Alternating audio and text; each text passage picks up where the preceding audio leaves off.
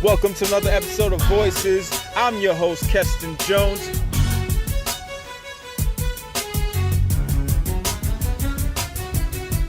Visionaries offering information with clarity, expertise, and substance.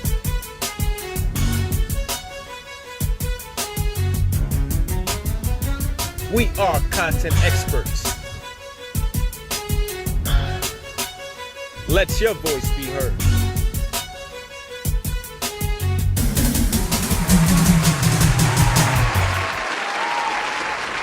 Welcome to another episode of Voices. I'm your host, Keston Jones, and with me today I have another special guest. And people always ask me, they say, "Why? How come every time you always have another special guest?" And the reason being is these individuals are dope people who I've recognized in the community that are doing great things. And today my guest is a part of those individuals, Mr. Jimmy Levar. Thank you. Thank you for being on the show today. I usually, so far since we've been doing Voices, we've always talked about issues relating to criminal justice or incarceration, family court, and all these various issues. But I want Voices to be a show that is much more than just about the negative aspects of our community, but rather the positive aspects of our community and those individuals that are doing great things. So that's why I really wanted to have you on the show today. You're someone who I've known for some time now, and I think that you're pretty dope. Thank you. And every one of my guests, that's one thing that we have in common, that every one of my guests are pretty dope. So Jimmy is am I call you Jimmy? Of course. Jimmy is someone that I believe is pretty dope. So, I usually start with a bio as well, but Okay. I think that it's important especially for you to tell your own story. Thank So, without further ado, tell me about yourself. How old are you and where are you from? Okay, well, I'm 25 years old. I was born and raised in Fort Lauderdale, Florida by my grandparents who raised me so well. Some people call me the gentleman of the decade, so to speak, because my granddad just really, my grandmother as well, really just instilled values in me that was very just, very modest, being humble, being very cool and laid back and very observing, Mm-hmm. So I took all those experiences with me from Fort Lauderdale to where I am now in New York. Okay. So, but that's just where I'm from and my age. So in New York, New York is a big place, 5 boroughs. Love What it. borough do you call home? I call Brooklyn home. Brooklyn. Yeah, Shout out to yeah, Brooklyn, I man. Shout out to gotta give it up to BK. Brooklyn. Yes. Crown Heights in the house. Oh. So you're well dressed. Thank you. I usually am the most well dressed So are you. person on the Yeah, show, so are and you. I I'm feel like today, I don't know, man. I got a little competition. But amongst the many things that you do, Yes. I know that you're a model. Yes.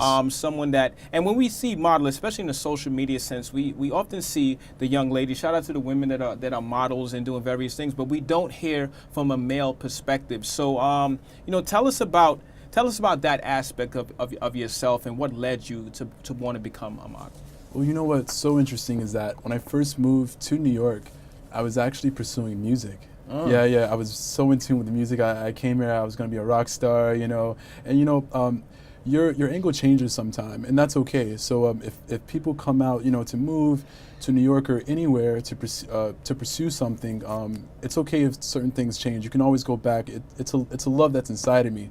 But there was one particular day I was in Chinatown, and I was just walking down the street, and someone randomly approached me. They're like, "Hey, you want to go to Japan? You're perfect. You have the perfect look, the perfect image." I was like, whatever. I'm ignoring this. This is another New York story. I'm not going to fall into this. Yeah. And it just so happened it was real. And so they ended up flying me out to Japan. I ended up doing Fashion Week in Japan.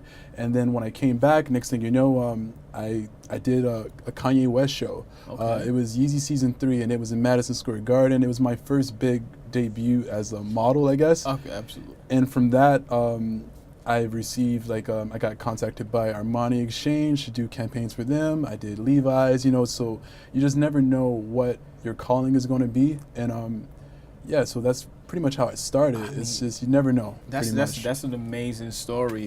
Getting flown out to Japan. How was the culture out there? The culture in Japan, I got to say, one of the most respectful cultures I've ever witnessed in my life.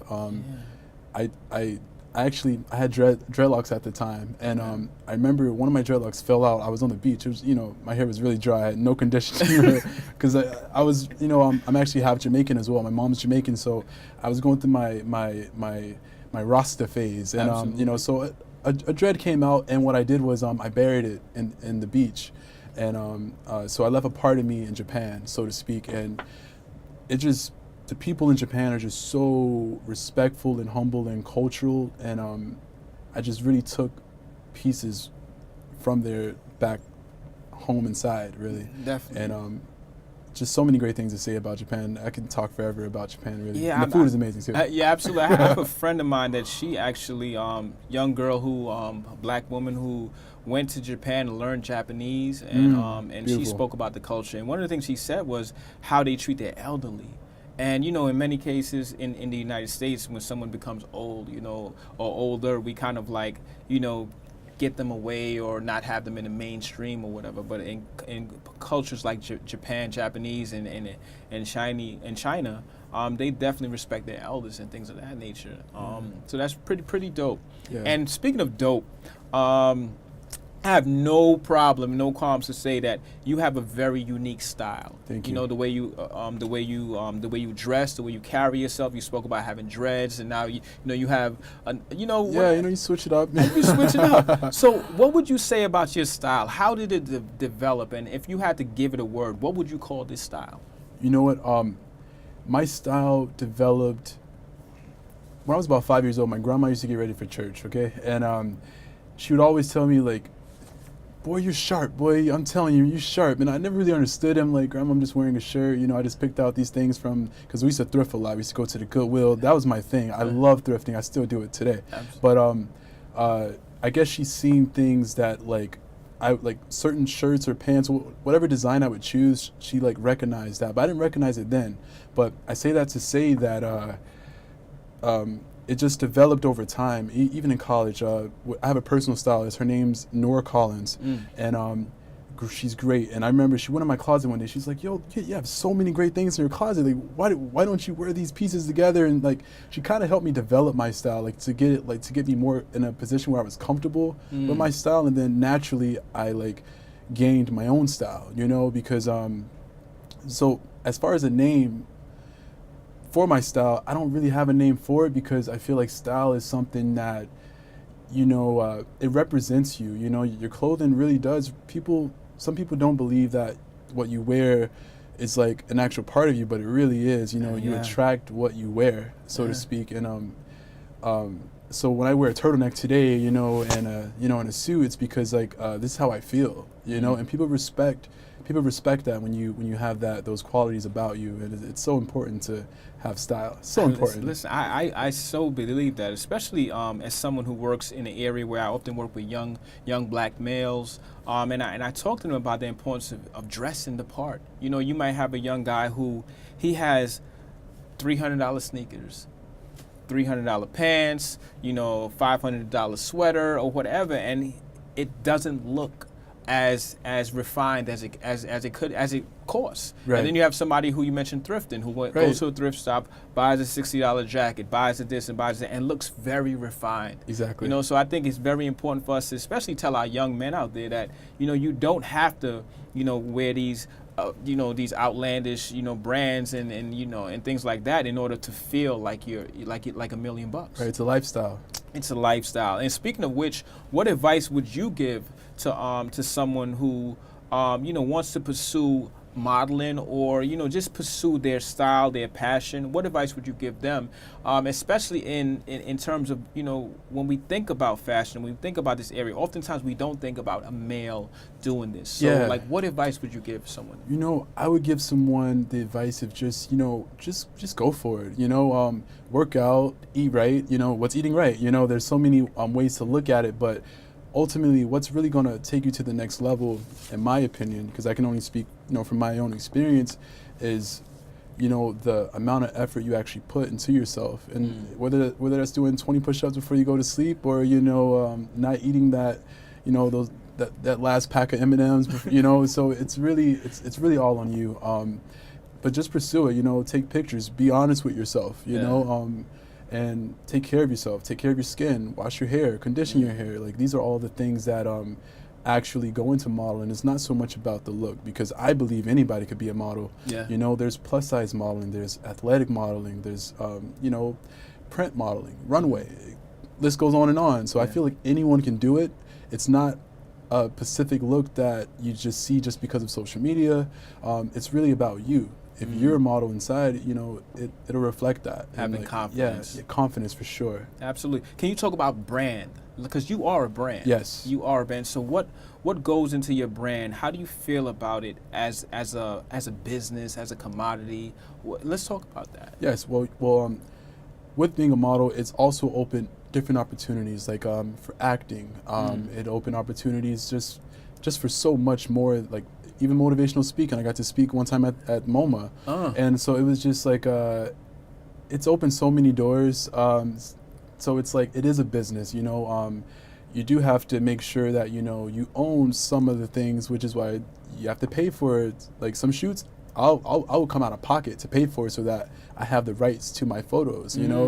And so when I, you know, do works, you know, if a brand wants to buy these photos, you know, let's talk business now. You want these photos? Let's buy them, you know. So you really have to take your craft very seriously, and so that's what I would also tell someone who also wants to get in this industry and actually be taken seriously as a business. Yeah. Yeah. Yeah, I think that's very important, especially in the line of work that I do. Oftentimes I do public speaking and things of that nature, and I you know, sometimes we have that conversation where, because we love it so much, we often don't want to talk business. Right. We feel like, you know, it's like a unsaid thing, or you feel unsettled by it. But I think that it's very important, because when it comes to business, especially fashion and all in this industry, this is $1 billion business, and people are making money hand over foot. And it's important for you to also recognize your commodity, your passion, and what you bring to the table. Yeah. And I tell it to any entrepreneur, please recognize your worth and your value, else somebody else will recognize your value and take advantage of you. Yeah, which we're taking advantage of. I'm so glad you speak of that, because there's a lot of corruption in this industry as well. Like let's say there's a lot of people doing things for free because they don't know their worth. You know, and that's happening a lot, and people are getting underpaid, and that's happening a lot. So I would also tell people to know your worth. You know, don't be afraid to ask how much, because you feel like you're going to lose the opportunity. That's their loss. It's not yours. You know, keep that confidence in yourself. Get paid for what you do and keep it pushing, you know? That's it. Speaking of confidence, and I don't know, I'm going to throw a curveball to you. Please. This curveball is for you to share something about yourself that someone, you know, we talked about the modeling aspect, we talked about the passion, but tell me something that, you know, somebody would hear and hear about you that they'll be surprised to hear. I believe that well, I don't even believe this. It's just a fact. Yeah. I'm a huge Harry Potter fan. Okay. Yeah, I feel like I'm his black brother. I feel like they should do a series, you know, with me in it. Shout out to Harry Potter. Yeah, no. J.K. was it Rowling? Yeah, right. I think so. Yeah, but the movie's great, and all the series. I'm like, I bought the glasses when I was little. I remember I thought that it's kind of embarrassing to say, but I thought my grandparents stole me from Hogwarts at one point in time because I was so into it. And I have a twin brother too, so we were like in the room, Wingardium Leviosa, like, you know, like we were so into it. And so I'm a huge Harry Potter fan. That's like a fun fact. Absolutely. So you heard it here first, folks. And you know, Harry Potter has a mark. He does. A distinct mark on his forehead, I think it is. Yeah, it's like a lightning bolt. Yep, it's on his right side forehead. Yep. Don't ask me how I know. I'm a closet Harry Potter fan too, right? But anyway, but you have a distinct mark as well. Yes, on my left eye I do have a scar. Mm-hmm. Yes. And what do you think? It's enhanced your pack? I don't want to use the word package, but how has it enhanced? You know what? When I first got my scar, I strongly disliked it. I was trying to get rid of it. I remember doing so many things, so many remedies to like just make it go away.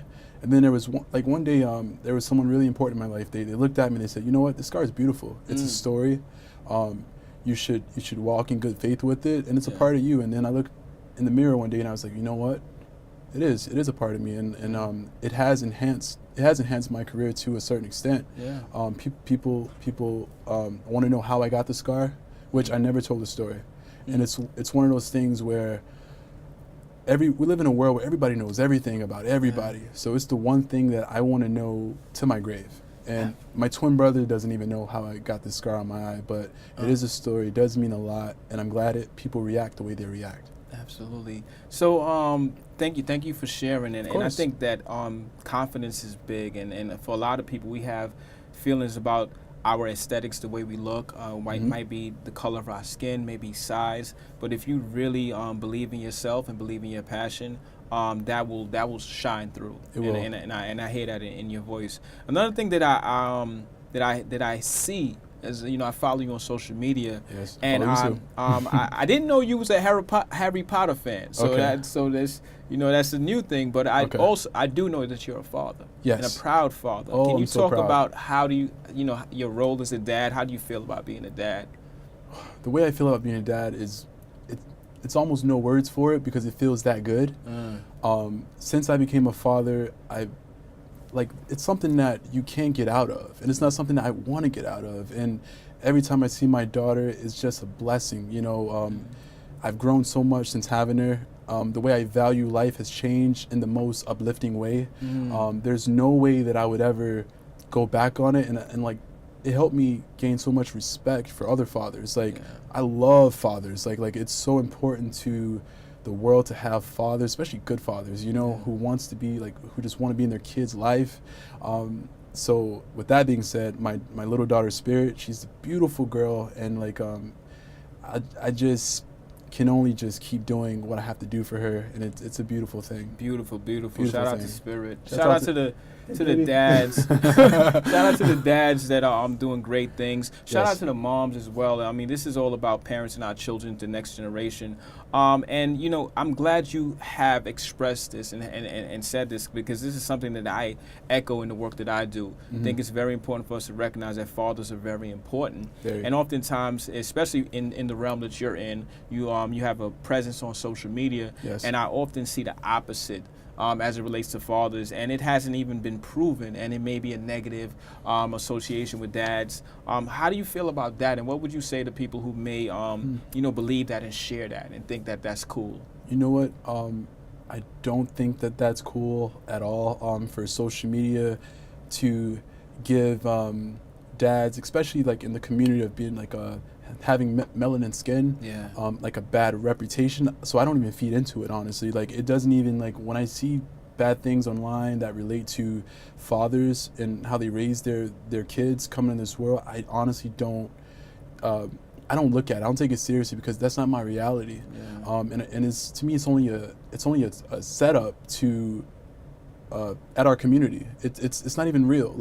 I know so many great dads who have melanin skin in our community that are just great fathers, but that's not publicized. But I'm going to be the one to take that step forward and publicize that, and just, and you're a great father as well. You have how many daughters? You have 2 daughters, right? Well, I'm not a father. I'm not a father. Oh, wow. And it's crazy because I do this work, and I help hundreds of men annually through my fatherhood programs all throughout the city. And I'm not a father, but one of the things that I believe, especially in doing this work, I know what it feels like not to have a dad. Gotcha. I know what it feels like to have someone being kept from you, and being a young male in the community yearning for that male presence it was very important for me, and I didn't have that. So a part of that is what continues to drive me with this work, working with a number of individuals throughout the community and seeing them be reunited with their children. I'm certainly I'm happy to be on the pulse of doing this work, and one day I'm hopeful to be a dad.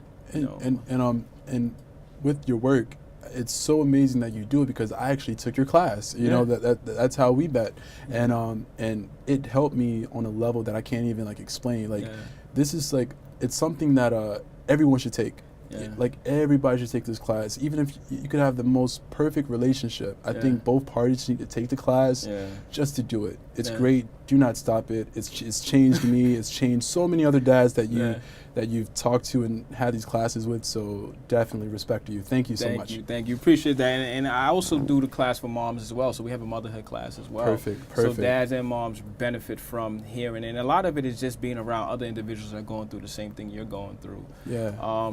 So wow, we covered quite a few areas, but I think this is needed. I think that our community is diverse, and we're not, some individuals are change agents and they're working in the field of criminal justice reform, family, parenthood, and all these other areas. But there are other individuals that are brands, they're business owners, and they're showing that we also can be present in the community in different ways. So I definitely want to thank you for being on the show today. Appreciate it. Before we leave, any final words, any upcoming projects that you're currently working on? I know the people are really anxious to hear about your work and what you have coming up. We can definitely, and also, please share your contact information, how people can get in contact with you. Yes, for sure. All right, so I'm Jimmy Levar. You can follow me on Instagram, YouTube, SoundCloud, pretty much any platform. Jimmy Levar, that's JIMMYLEVAR.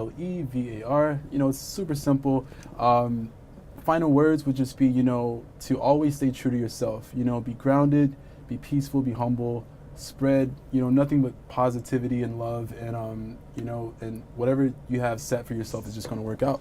Absolutely, absolutely. So really appreciate having you on the show. Thank you. Once again, this has been another episode of Voices. I'm your host, Keston Jones. How do you feel about this episode? How do you feel about Jimmy and what he shared today? And for those individuals that want to pursue a career, to become a model, to become someone that's at the pulse of change in various areas, please share your comments, both men and women. We want to hear from you. And for all the fathers out there, please continue to do what you do, your family, your community. We need you. And once again, another episode of Voices, signing off. Peace.